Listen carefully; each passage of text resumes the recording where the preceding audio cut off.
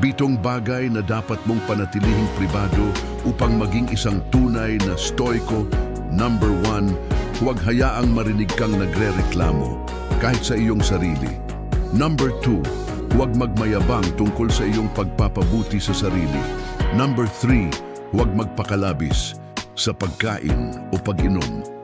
Number 4, huwag magsalita ng higit sa iyong pakikinig. Number 5, huwag iwasan ang kahirapan.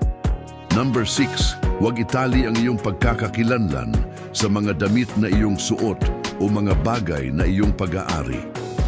Number 7, huwag itago ang iyong tunay na pinaniniwalaan sa paghahangad ng panloob na katahimikan.